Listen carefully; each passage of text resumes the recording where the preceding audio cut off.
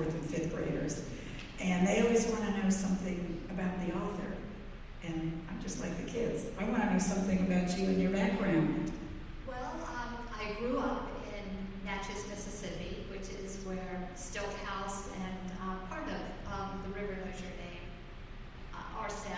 Stilt House not in Natchez, but in that general area. I left Mississippi at 19 or 20, and I've lived in 12 different states. I've lived on all four coasts. I've lived 300 miles north of the Arctic Circle in Alaska, in a bush village. So yeah, I've been a lot of places since then. I always wanted to settle in North Carolina, which is where I live now, and don't want to move again unless I move a little closer to the mountains. So yeah, that's pretty much me. I've been writing since I was 20 years old, freelancing and short stories, and now Stilt House was my debut novel. It was the third novel I wrote. Most authors don't sell their first novel, and mine was the third. But yeah, I'm very fortunate to have found a home with a publisher and to be doing what I love. All of those places that you've lived at, I'm sure there's a lot of experiences there. Do you frequently take experiences from your life that end up in the stories? You know, it's funny. I left Mississippi, like I said, at 19 or 20, and I keep going back there in my work. I think it's a very rich place for a writer, the landscape, and as well as the culture and all the historical things that happen there.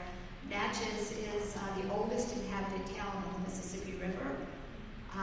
It was occupied by the French and the Spanish after it was first established by the Mississippian culture and the Plaquemine prehistoric culture.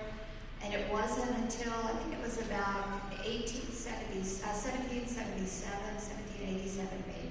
No, it was the late 1780s when the new U.S. Army took it over. So it's just got a rich history to mine. There's a big sense of the past there that you can use in your work for analogies and metaphors. And my work is Southern Gothic-ish. It has a Southern Gothic bent, and that's a very rich setting for doing some of the wordplay and the turning things around to make a societal point. That is a tradition in Southern Gothic fiction.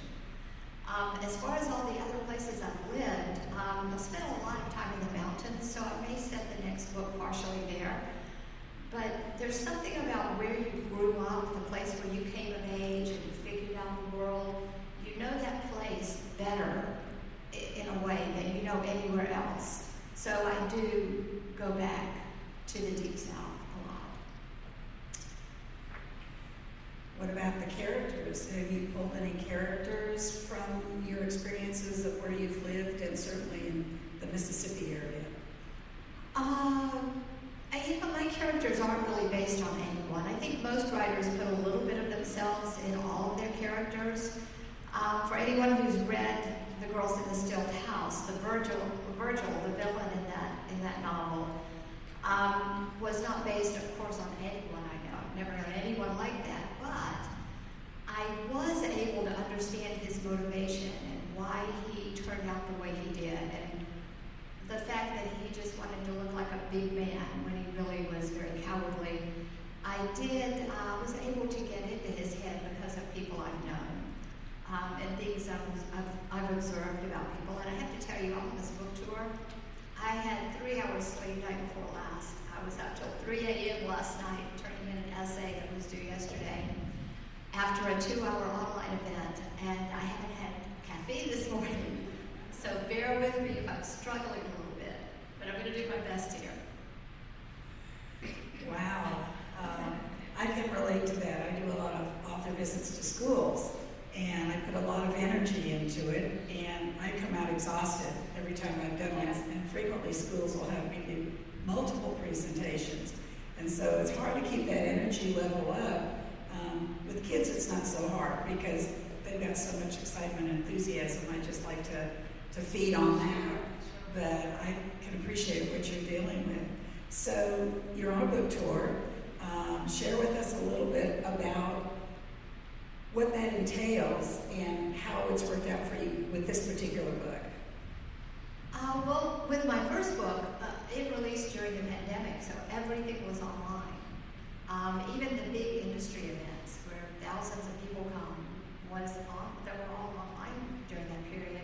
So this is a new experience for me with the second book, to be on the road, and it's a lot of flights, it's a lot of car travel, and a lot of Ubers and Lyfts, and you, like today, last night I had a beautiful hotel room on the beach. It was gorgeous. It was some sort of festival or something going on outside, and I didn't even have time to walk down to the beach.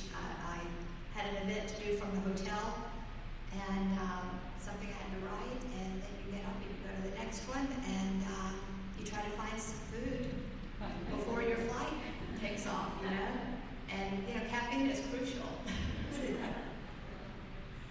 So those of you that are aspiring authors, how I started was going back many, many years when the first year I was teaching school, a long time ago. I said, one of these days, I want to write a kid's book.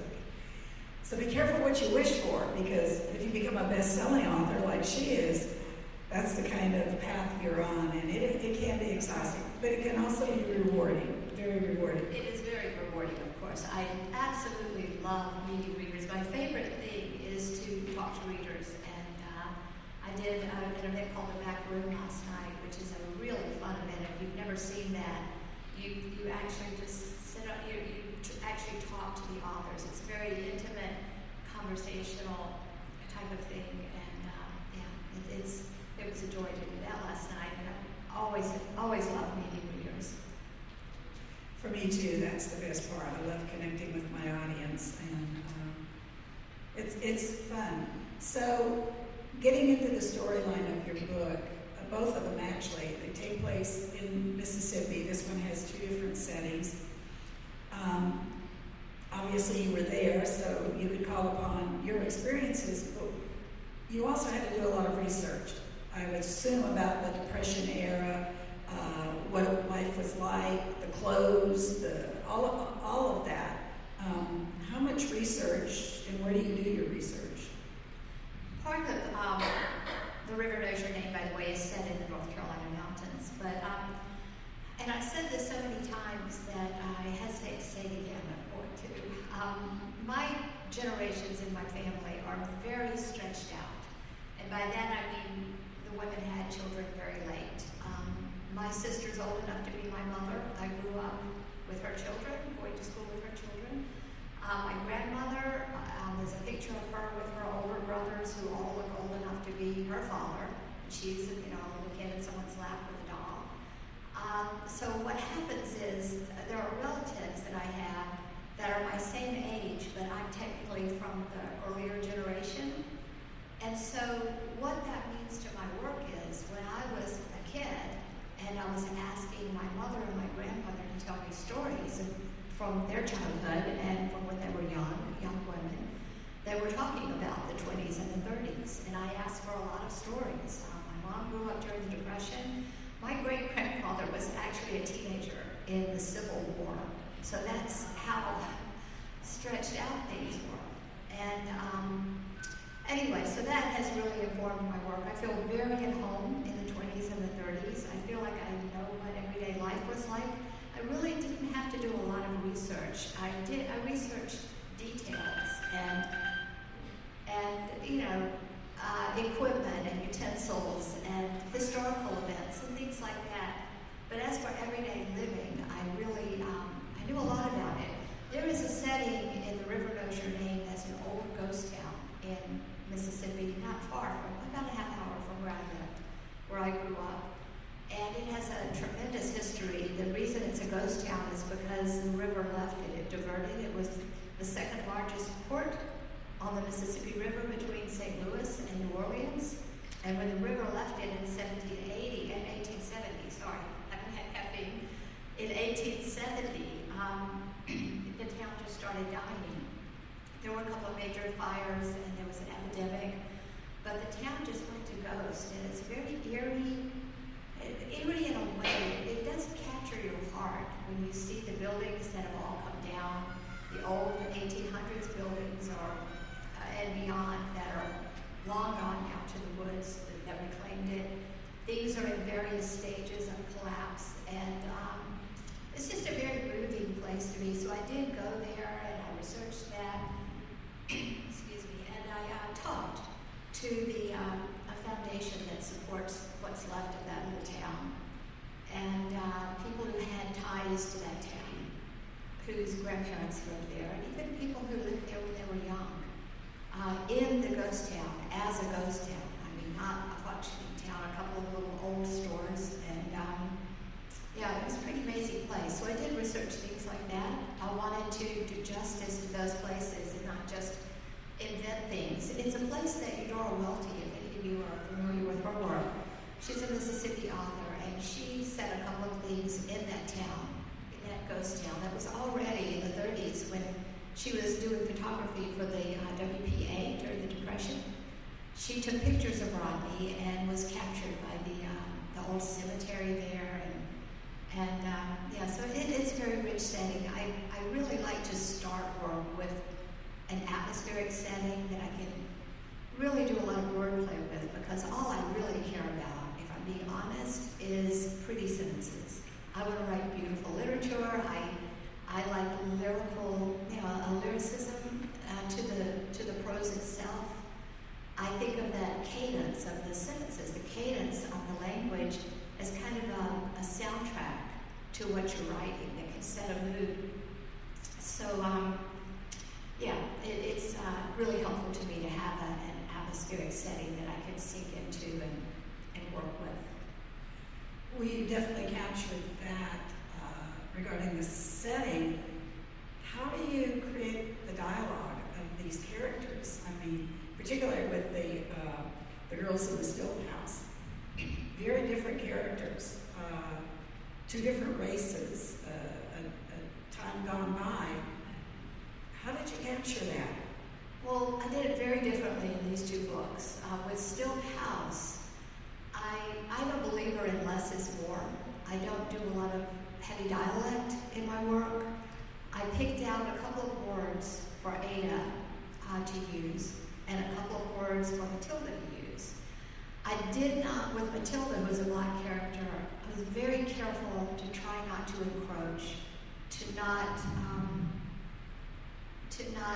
force an impression of speech on this character, because I felt that I wasn't the person to do that.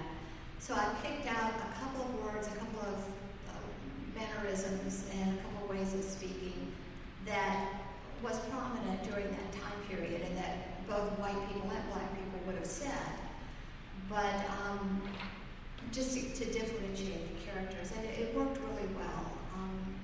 It worked really well without forcing anything. And because Stilt House, the story centered around the oppression of that period, the societal stuff that was going on in Mississippi at that time. It's a story of these two girls and what happened to them and their being in danger.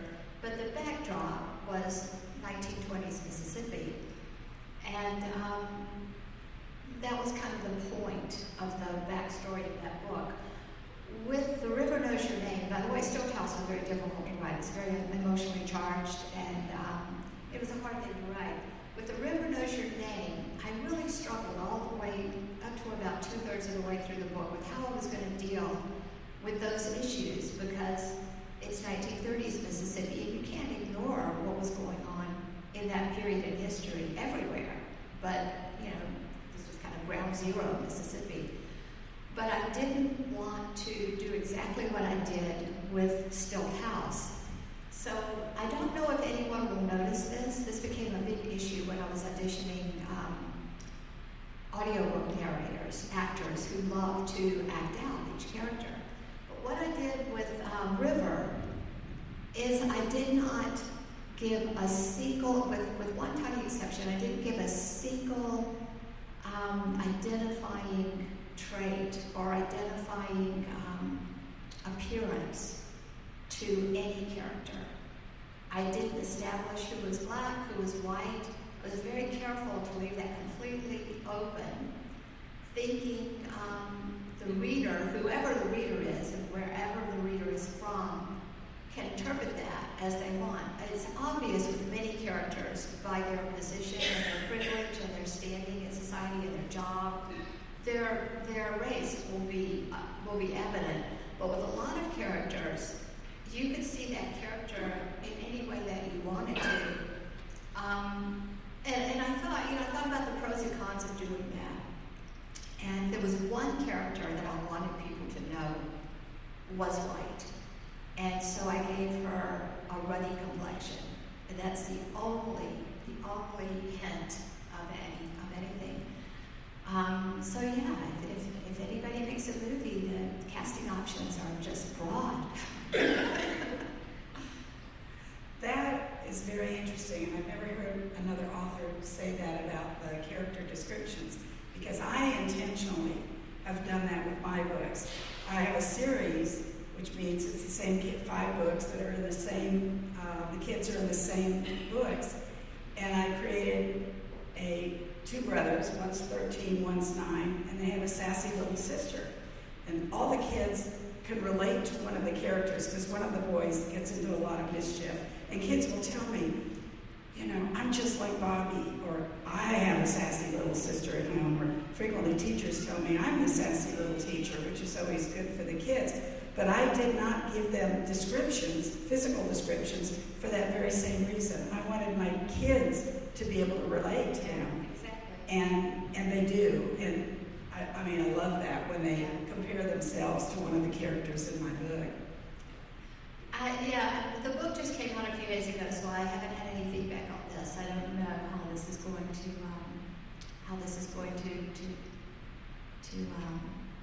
play out, but we'll see. You mentioned briefly about Ada and Matilda. Tell us about Nell and Evie in this book. Okay, Nell and Evie are sisters who, when they were children, they found a document tucked inside one of their mother's books that listed Evie's mother, the younger sister's mother, as someone other than their mother. And so they made this discovery as children. The book is not about them as children, but they promised each other that they would never tell anyone what they had discovered. They would never say anything. The younger sister was devastated. But now Nell is 42, Evie's 39, and Nell is just haunted by memories of their early life in Mississippi. They grew up mostly in North Carolina, but she remembers abrupt moves and just some odd things from Mississippi, little snatches of memory. And she decides at 42 that this is her history too. Their mother's very reclusive, and she refuses to speak at all about the past. She doesn't answer questions. So Nell decides that she's going to dig into her sister's past and into her own past and figure out what's going on, because she remembers that on her 6th birthday, a man on a rainy night in a coat and hat pulled low walked up the steps of the porch of their house with a little girl, a tiny little girl, and left without her, and that was her sister, and no one knows that she knows that. So she starts, her present is 1971, and she starts digging into the past, she goes to Mississippi. She starts delving into all these clues that she has. While the second storyline, it's a dual storyline story, is Becca, who is working forward in real time. She's a young 20-something-year-old mother with a baby, and she's working forward in the 1930s, living her life, and the 2 storylines meet in 1934. There are a lot of crossovers, as clues are in both of the storylines, but they eventually collide, the storylines, in 1934, when all of the mysteries took place and are slowly revealed. So I hope that answers your question. I've forgotten what the question was. Really impaired, no Kevin. Well, you just mentioned the dual storylines. That has to be hard to write. Talk about that.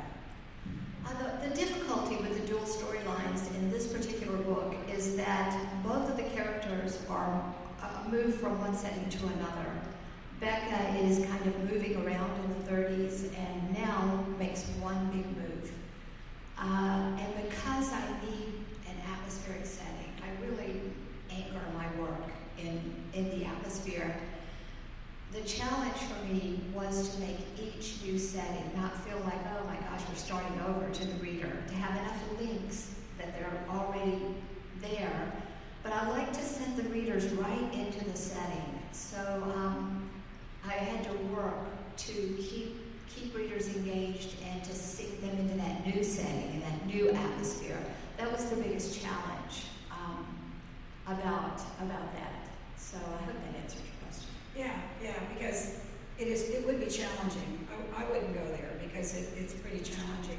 And the jump in time in this book, the 1930s and then 1971, I think is...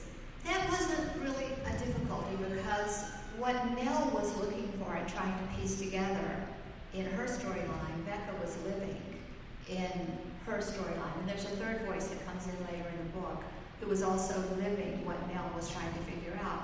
So Nell was finding these clues, and then in the other storyline, they're connected because she's living what Nell just discovered, or vice versa.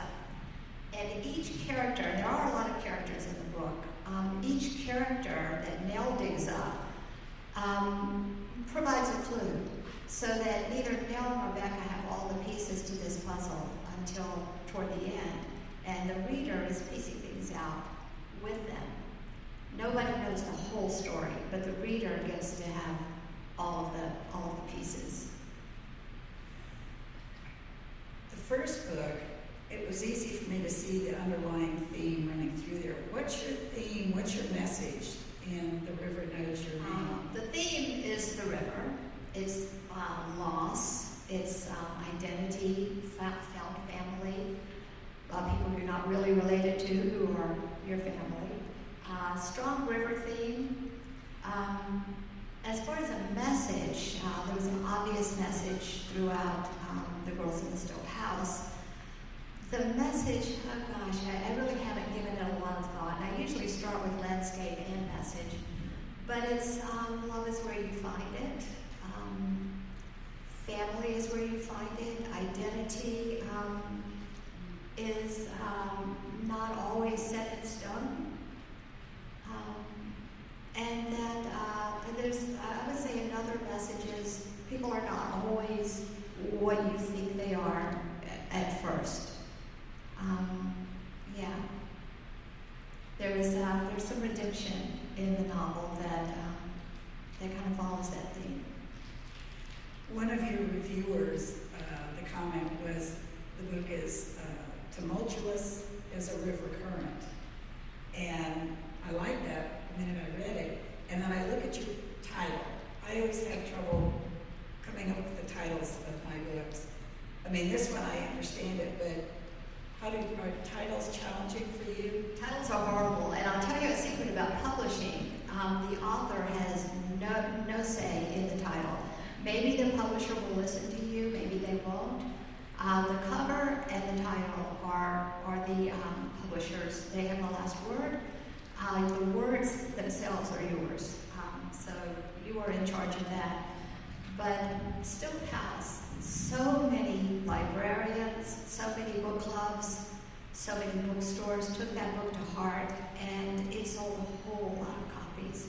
Because of that, I had much more choice with the cover, and with the title, I was working one day. It was about probably 3/4, maybe 2/3 of the way through the book, and I just wanted to listen to the river again. There was some scene I was doing, so I went on YouTube and looked up a video of the river. I wanted to hear the sounds of the river again, and there was a backdrop playing behind it, a song playing behind it. I'm sorry, and it was "The River Knows Your Name" by John Hyatt. I had never heard that particular song, and I instantly loved it. And it could have been written for this book. It touched on so many of the same elements of the book. And you can use a song title as a title. You can't use without permission and asking and paying for it. you can't use a lyric, so I was fortunate that that was the title of the song. And when my editor asked me if I had any titles in mind, because the second time they asked me that, you know, and I said, get ready to love this, because I only have one. And I sent it to her, and she wrote back, everybody loves this title, so I was yippee super happy. My title for the girls in the Stilt House was A Jury of Trees, and I am still heartbroken that that wasn't the title of that book. Interesting, interesting. I always have trouble with the titles. I usually will network with other authors and writers groups and author friends and send them a list of different titles for the book if they've read the manuscript before we go to print. And I usually rely on them. They have a better perspective than I do on that. But it's interesting. I really enjoy talking to other authors about their writing process. You've talked about the research, you've talked about the characters, the dialogue. What is your typical day like when you're working on a new book? A lot of authors have a routine. They work at a certain time, they like to start early, they like to start late, whatever.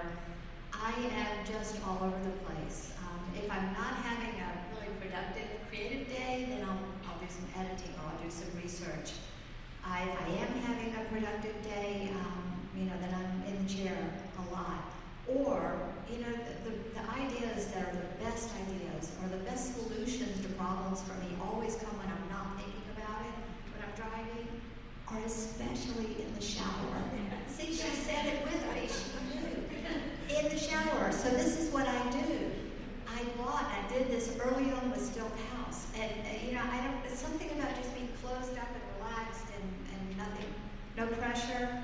I bought a set of kids' bathtub crayons, and I write all over my shower walls.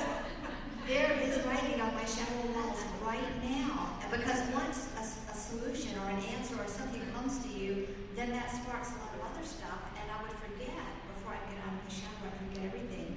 So I scribble it down, and it's a soap crayon, so you're cleaning. And I'll scribble it down and then take a picture of it with my camera. So yeah, that's part of my routine. The other thing is I am a nighttime writer. I've always been a night owl. I am an insomniac, and that works for me and against me. But I was up last night at the hotel till 3 a.m. on an essay that I had to turn into a magazine. I've just become a nocturnal feral creature, which is why traveling and early morning flights, this is why. But yeah, I work late at night when everybody's asleep and it's dark and it's quiet. And I know a lot of writers are early morning writers. I don't understand that at all. I'm not even functional for the first few hours. I'm just barely getting there now. But that's pretty much, there's no serious routine. I don't count words. I have friends who have to write a certain number of words every day, and I've tried that, and I just write awful stuff. I agree 100%. I write when it's good, when it's flowing, when it's happening.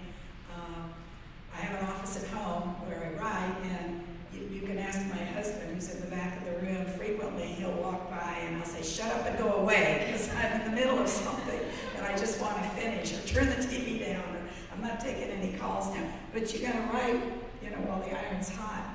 I have another question. I've never written on the shower, though, but that's a good idea. That's great.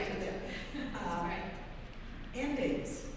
Do you always know the ending at the beginning? I write very blind. I wasn't able to do that with Stilt House so much because with your second book, you have a deadline, and if your first book was successful, sometimes they will buy the idea for the next book, and then you have to stick with that idea, or at least I did with this book. So it's a whole different writing process. But, I forgot your question. I wandered off. You forgot it. I forgot the question too. The endings, okay. The endings. The endings. Okay, so I don't know where I'm going. I don't have the ending in mind. But I might have a little vague idea of where I want to end up. The feeling of where I want to end up. Do I want a happy ending?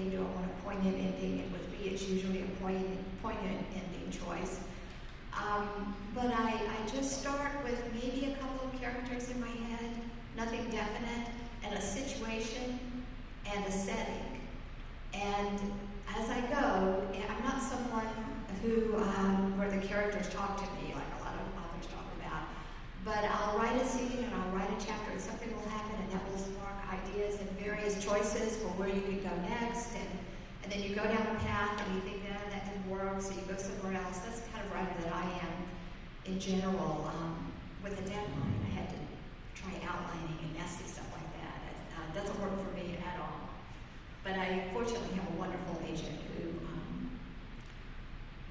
got me more time when I needed it, and a wonderful editor who was so generous and so forgiving when I asked for more time. So, yeah. Well, you're validating a lot of my same habits.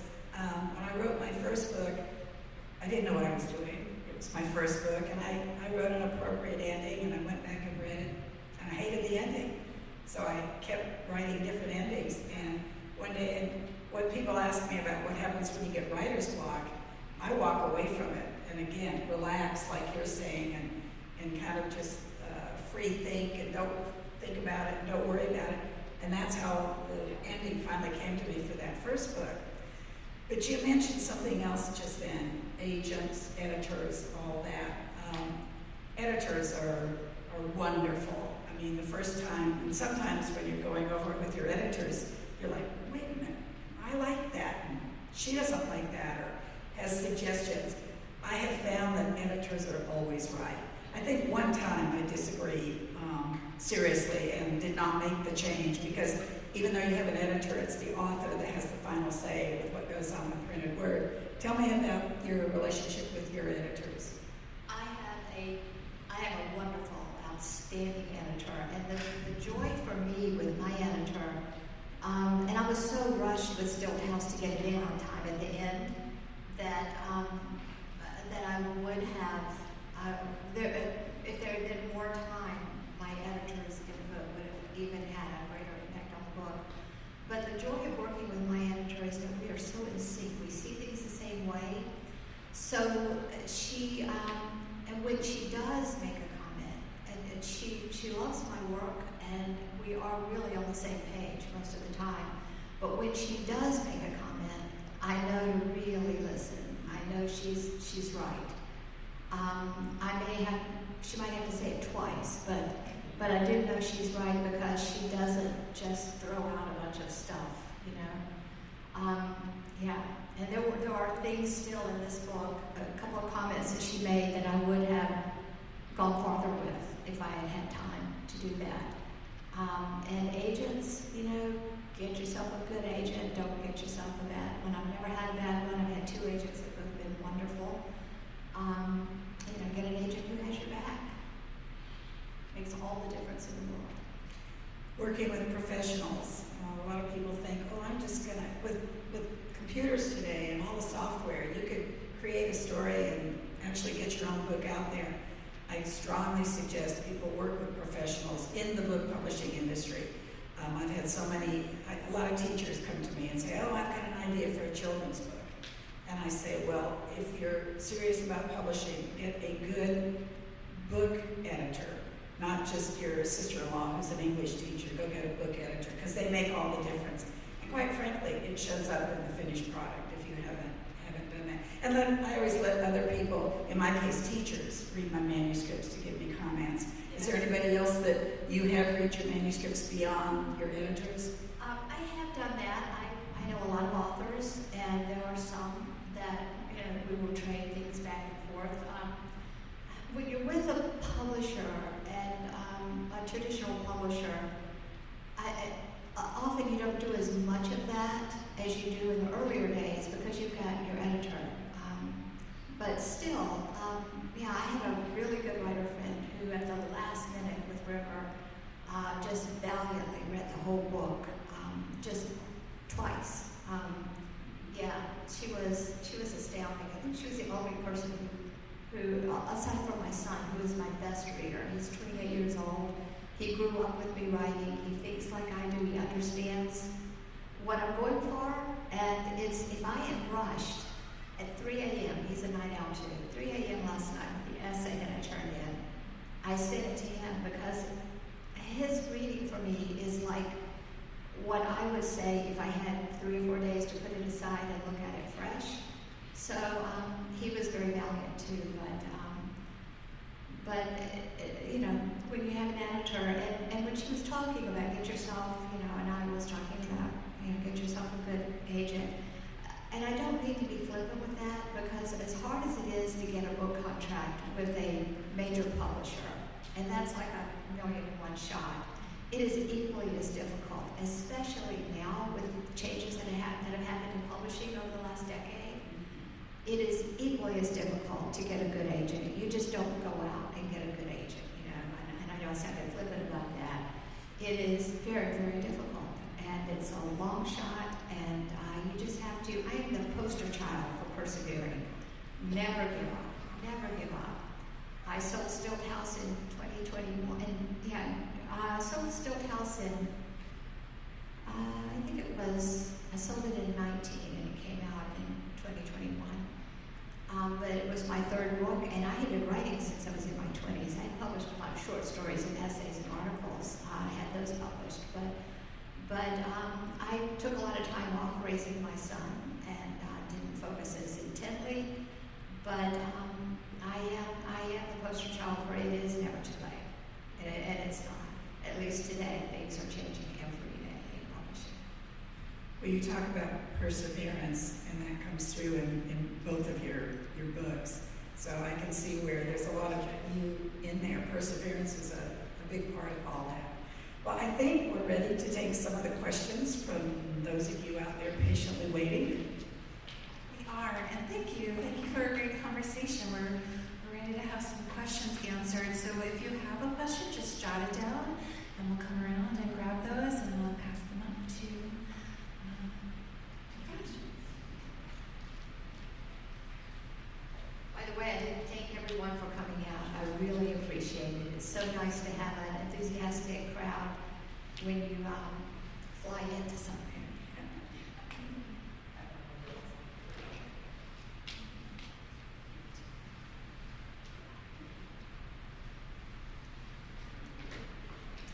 Okay.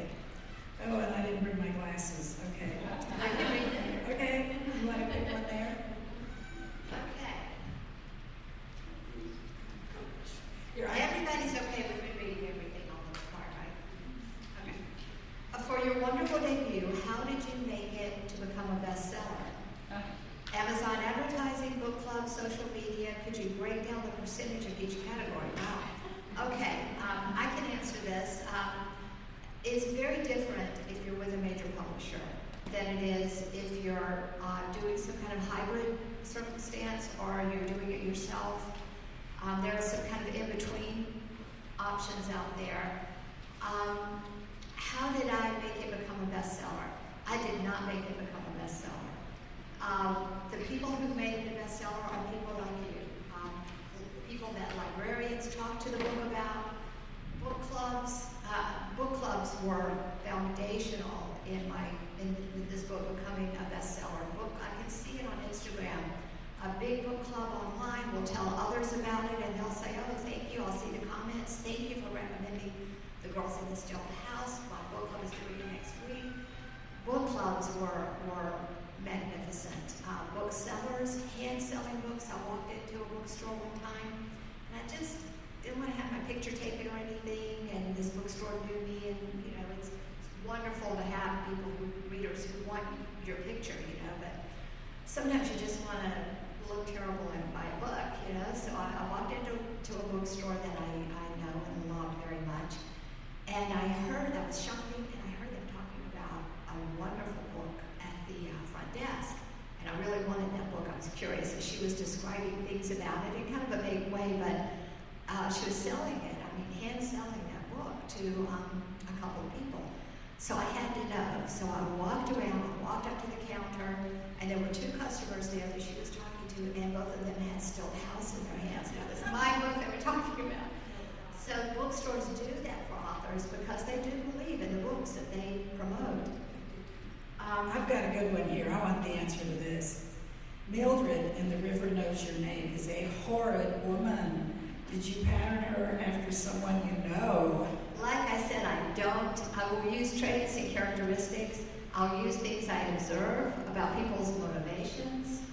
And Mildred came a lot from, there was a lot of really nasty men in Stilt House.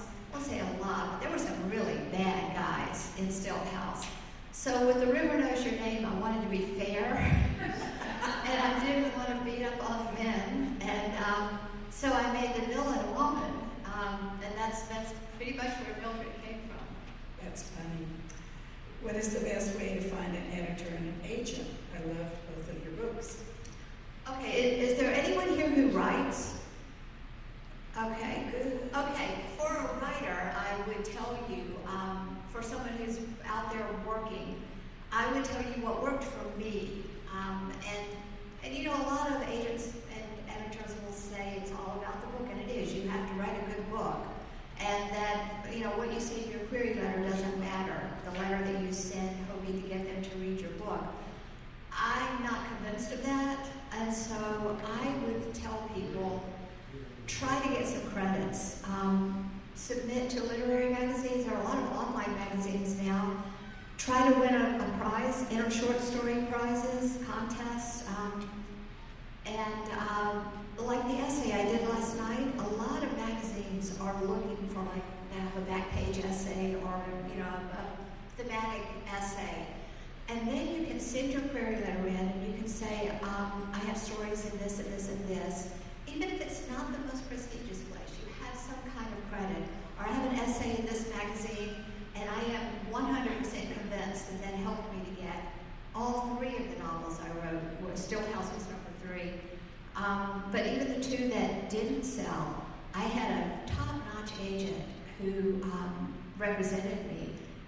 And sent the book out to publishers. I don't know if she would have latched onto that story, but I heard an agent say one time that they have hundreds of manuscripts on their desk at that time. Hundreds. And that when they read them, she said in her case, and that she knew this was true in general, that they're looking for a reason to just set it aside because they have this pile. And I know I used to read for Plowshares magazine, and it is kind of that way. You're looking for some great thing, but this agent said, but if they do have credits, it puts them a little higher on the list. You know, if you have something, just something. So I would recommend that. And as far as people who are just starting out and aren't really, haven't really started the process, well, there's that. But just know who the agents represent, know the kind of work that they like. My agent that I have now, the way I found him was just I was ready to query Stilt House, and I picked up some books around me that I love. The kind of thing I write, Southern literary fiction, maybe a little Gothic twist to it, and I looked at the acknowledgments pages, and my agent kept coming up as the agent in this book, so I thought, okay, well, he likes Southern fiction. He likes serious fiction, so I queried him. So just know their market, give them in your query letter an idea of why you're picking them out, a book that you read, that you loved, that they represented, or something about that particular agent that is the reason why, some opening line that you can connect with them on. And I think those things go really far, and then from there, it's just your book, the strength of your book. And you said something very important, know your market. If you're writing for a particular genre, go read other books, preferably successful ones, bestsellers, that are in the same genre that you are, and read them, learn them, understand them. Again, do some homework and find out who are their agents or their publicist or their publisher, because when you write a book, you've got 2 different brains up here. You've got the creative side, which is writing your story, but you've got to put that business hat on too. You've got to look at all of those aspects of it when you're creating the book, if you want to sell it. A lot of people just want to write that story for their friends and family. But if you want to sell that book, you've got to put a business hat on too. I will say, I am an exception to that, and she is right. She is right. And for the majority of people, I do say read. That if you want to learn to write, read. That is my number one, rather than conferences or in addition to conferences and courses. Read the kind of work that you love. I don't read many bestsellers. I do read bestsellers, but I don't read always the top. There are always so many wonderful bestsellers out there that I have never read because I have a real specific kind of book that I like. I read a lot of Irish fiction. I love quiet literary fiction, and quiet can be a dirty word in publishing. I love quiet fiction, Claire Keegan and Niall Williams and things like that. And I have a friend who is a wildly, wildly famous author. And she does have the market in her mind, what's selling now and that kind of thing. I never have that in mind. Maybe that's why I'm the poster child for never give up and keep going. But I write what I want to write and what I feel, and I write what I want to write, and it worked for me. That's all I can say. So, Well, speaking of writing, but I'm doing marketing now. I mean, there is a second marketing hat for sure. although your second book just came out, do you have a third book in the works? If so, give us a sneak peek. Well, like I said, I write blind, so there's not a lot to say, and I am just getting started on trying to get a new book started. It really, you have to kind of wait till it's flurry when the book comes out. It keeps you so busy with meeting with readers and flying around or driving around and doing events, and I love all that. I really do. I love meeting the people who make Stilt House for bookstores and librarians and readers. I really love that. So I've kind of put the new work aside until I've done all this. And I think, don't hold me to this, but, and I'm talking to my editor as I'm saying that, I'm thinking maybe an elderly protagonist, maybe not for the whole book, but maybe even bookends where you see her, and then the rest of the book is about something in her younger life. I don't know, and I may not do that at all. I'm thinking of an atmospheric setting, which is what I start with, and that's pretty much all that's in my head. I don't know, and I'll figure it out as I go. So no sneak peek. I thought that was a sneak peek. In my world, that's a sneak peek. Into your brain, right? In my world, at this point, yeah. Here's one. You mentioned your first novel, so was actually the third novel you'd written. How do you know when to put the others aside? How long did you work on them before you set them aside? Well, the second one had a wonderful agent representing it. She sent it everywhere. I got comments like the one I remember pretty much sums everything up. Beautiful writing, but too quiet to make a literary splash. And I don't know that that's so true anymore. I think because of people like the Irish authors that are getting so much attention now, I think the idea of quiet literary fiction is may have a resurgence. But I'm so sleepy. And you're reading now. You can read. Yes, I am. Yes, I am. No, how long did you wait? Oh yeah, how long did I wait? That's right. I'm sorry. I am really tired.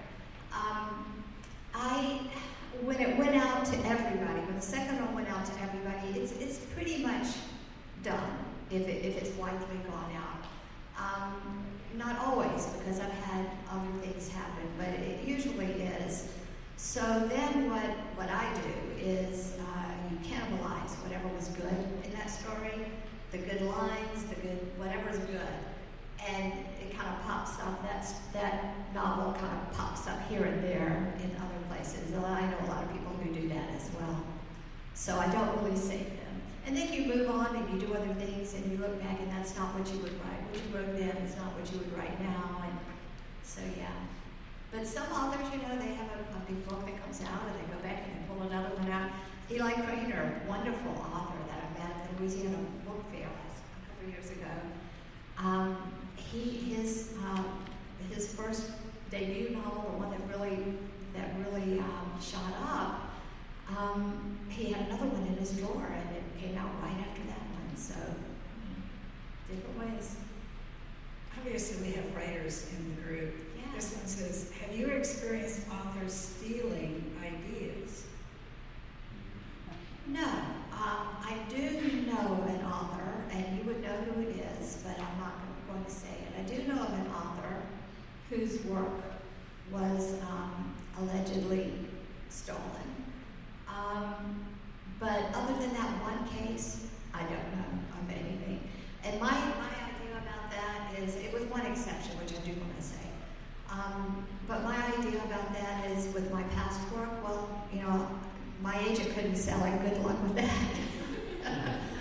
But I will say, Stilt House was recently stolen, completely stolen, by a new startup company that is a rival to ChatGPT, and pirated, actually took the work of pretty much every author, just widely took the work from, allegedly, because it's just what I've read, allegedly, and I might be wrong, but allegedly took that work from pirated sites that, you know, that are stealing your work and selling it online without permission.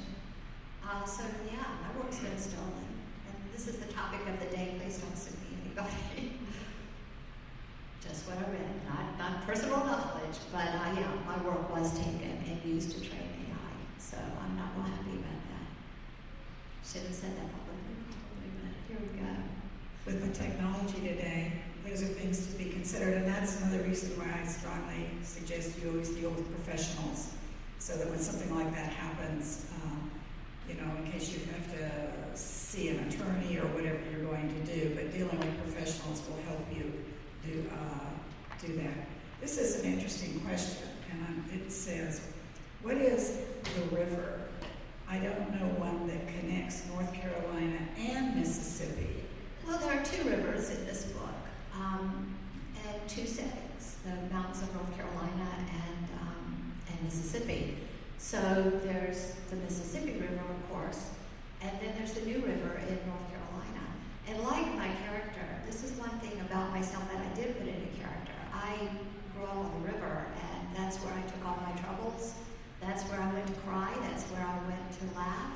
That's where and I'll say it now because I put it in the essay last night, that's where on the bluff over the river was my special place. That's where I fell in love in a Southern Gothic classic moment with a traveling salesman from New York, right out of a Flannery O'Connor novel. So that's the river, and then now my new friend is the New River, which also, you know, has a lot of rich potential for writing. It flows. Well, there are technical things, but you can kind of say it flows backward, which I used as a metaphor at the end. And yeah, the New River, I love it. It's an entirely different personality. The two rivers, entirely different. And I do feel like I know them. I love them like you would love your grandma, you know. Yeah, so those are the two rivers. Are you going to do a sequel? Definitely not Stilt House, because I think I took those characters as far as I needed to. I wouldn't take on Matilda, the black character, in a much later period. I felt like, and I really hesitated to take her on in the first one. I wrote Stilt House in an entirely different way the first time, with Matilda written from a mysterious distance all the way through to the last chapter. She would speak till the last chapter. And my agent told me, please consider bringing her forward, giving her equal time. And I took a really long time to decide to do that. And I eventually decided that set in the 20s in Mississippi, I grew up in the 60s and 70s in Mississippi. But I knew from the books I read from my mother, my grandmother, and because Mississippi moves very slowly. Even in the 60s when I was a little kid, Mississippi was, and that was actually, 1965 was, free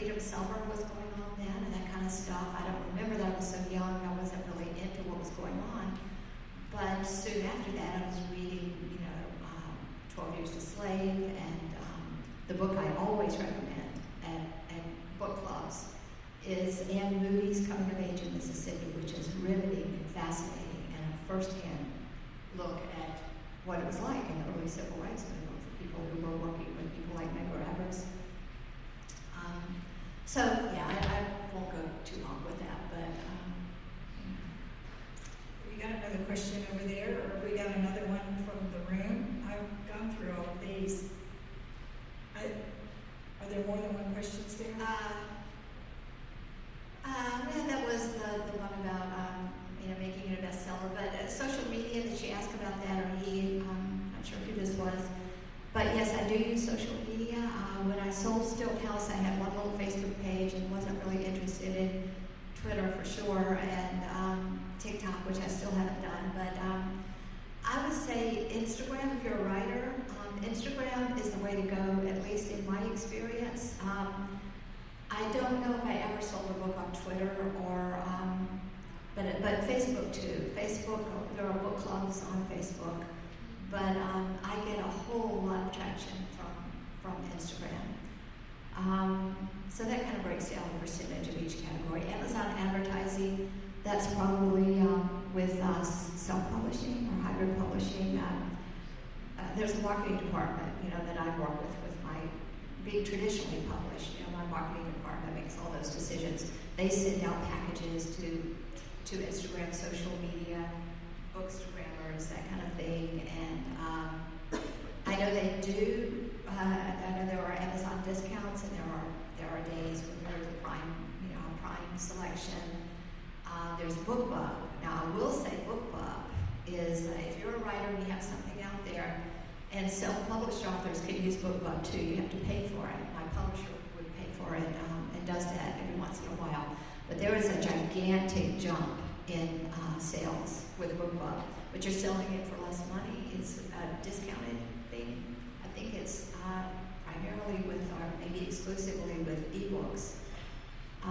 But yeah, that makes a big difference. And then when there's a surge like that from the discount, the way I understand it from what I've seen, when there's a surge like that with the discount on the ebook, really it always upped my paperback sales numbers too. So, I'm not an expert in that category at all because marketing does that for me, unfortunately.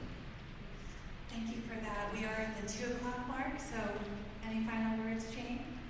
No, this is always fun, and I've really connected with some of your habits, your writing habits, and your opinions, and the way you do things. It's always fun to connect with other authors.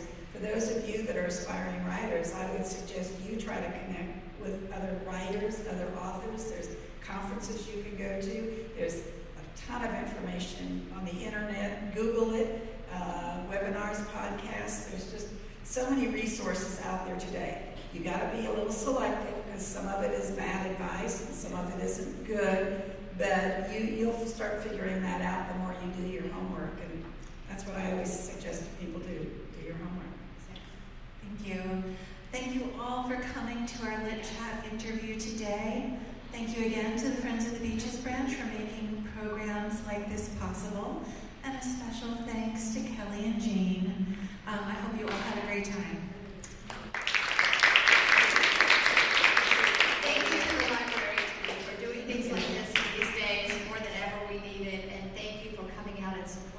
Writers and writing and books in general. We need you so